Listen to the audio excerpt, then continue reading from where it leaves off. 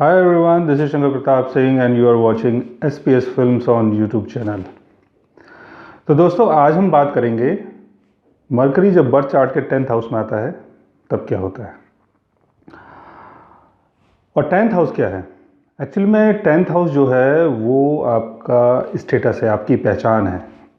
जो भी आप करते हो, जैसे भी आप दिखते हो, जो भी आपकी सोशल वैल्यू है, समाज के सामने जैसे भी आपका परफॉर्मेंस है, जिस चीज़ से आप जाने जाते हो, जिस कर्मा से आप पहचाने जाते हो, वो आपका 10th हाउस है। 10th हाउस का संबंध गवर्नमेंट से है। 10th हाउस का संबंध आपके वर्क से है, यानी आपके काम से है। जो भी आपका कैरियर है उसका संबंध 10th हाउस से है। दूसरा 10th हाउस जो है वो आपके फादर की सेविंग है, यानी आपके फादर की फैमिली वैल्यू भी है। मरकरी रिप्रेजेंट करता है कम्युनिकेशंस को,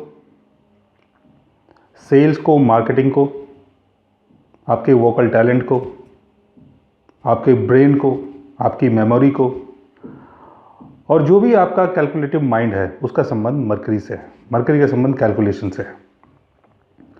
दूसरा मरकरी डील्स का भी कारक है, यानी किसी भी चीज़ की जो डीलिंग होती है, यानी आप मान लो दो लोगों के बीच में जो भी डीलिंग करवाते हैं, दो लोगों के बीच में जो भी नेगोशिएशन होता है, बार्गेनिंग होती है, सेल्स होती है, दो लोगों के बीच में एक दूसरे को बेचना बाचना होता है, कोई भी सामान, कोई भी प्रोडक्ट, तो वो मरकरी के कारण होता है।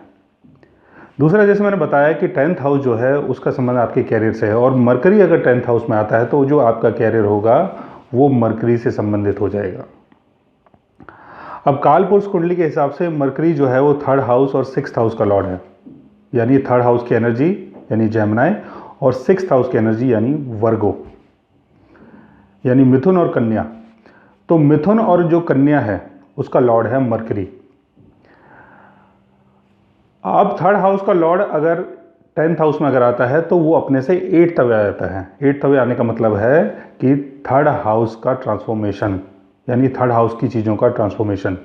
तो ट्रांसफॉर्मेशन यहाँ ये हो सकता है कि आपकी राइटिंग के अंदर कोई ट्रांसफॉर्मेशन हो सकता है, यानी ये हो सकता है कि पहले आपको कुछ लिखना भी ना आता हो और फिर बाद में आप बहुत बड़े राइटर बन जाएं, या पहले आपको कुछ बोलना भी ना आता हो और बाद में आप बहुत बड़े वक्ता बन जाएं।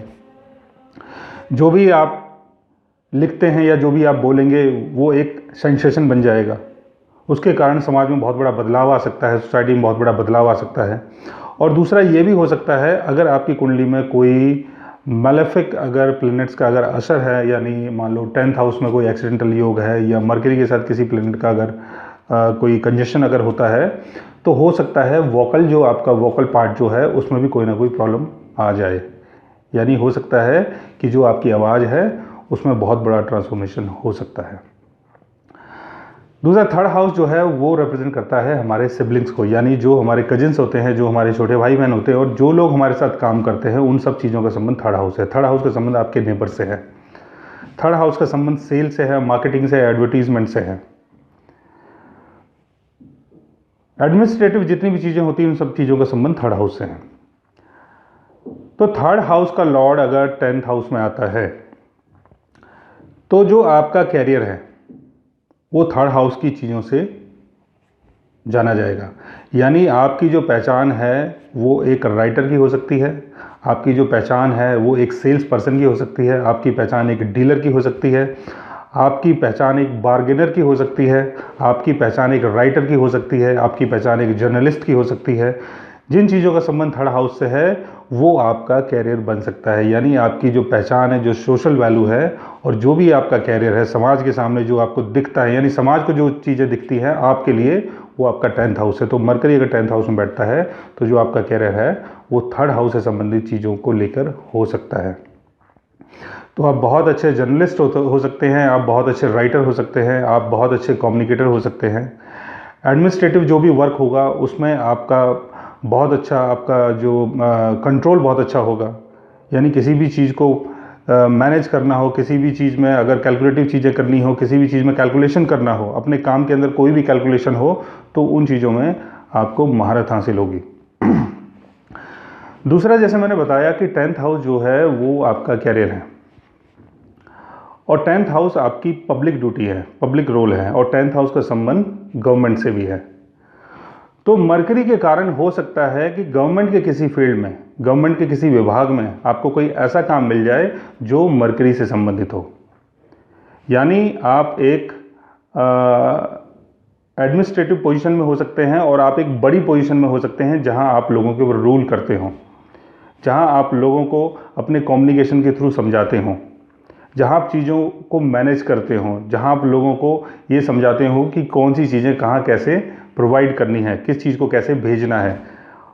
और मैसेजिंग के थ्रू, यानी मरकरी का संबंध मैसेज से भी है, तो मैसेजिंग के थ्रू 10th हाउस की चीज़ों को पब्लिक तक लेके आना, यानी गवर्नमेंट की पॉलिसी को पब्लिक तक लेके आना, जो भी सोशल रूल्स हैं, जो भी सामाजिक रूल्स हैं, जो भी सामाजिक लॉज बने हुए हैं हमारे, उन सब चीज़ों को पब्लिक तक लेके आना, ये मरकरी का काम है। तो मरकरी ये काम इंटरनेट के थ्रू करता है, मरकरी ये काम कम्युनिकेशन के थ्रू करता है, और मरकरी ये काम न्यूज़पेपर्स के थ्रू भी करता है। तो आप न्यूज़ एडिटर भी हो सकते हैं, आप न्यूज़ राइटर भी हो सकते हैं, आप जर्नलिस्ट भी हो सकते हैं। तो इन सब चीज़ों का संबंध मरकरी से है और आपके 10th हाउस से है। दूसरा 6th हाउस जो है उसका संबंध भी मरकरी से है।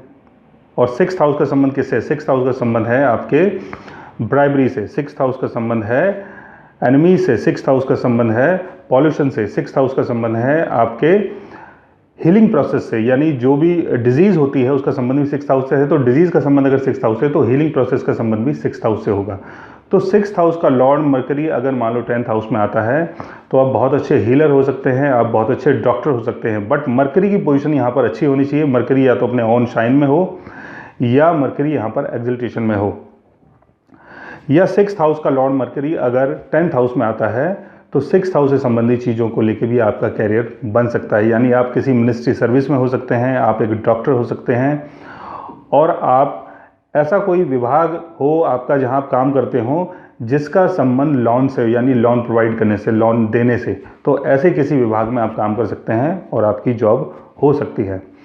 तो दोस्तों आज मैंने आपको बताया कि मरकरी अगर आपके बर्थ चार्ट के 10th हाउस में आता है तब क्या होता है। अगर आप भी ये जानना चाहते हैं कि आपका मरकरी आपके बर्थ चार्ट के 10th हाउस में आपको क्या क्या बेनिफिट करवा सकता है, तो आप हमारे चैनल को सब्सक्राइब कीजिए और अपने मरकरी को जानने की कोशिश कीजिए।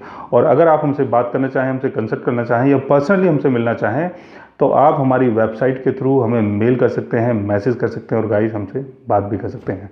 तो guys thanks for watching, bye bye.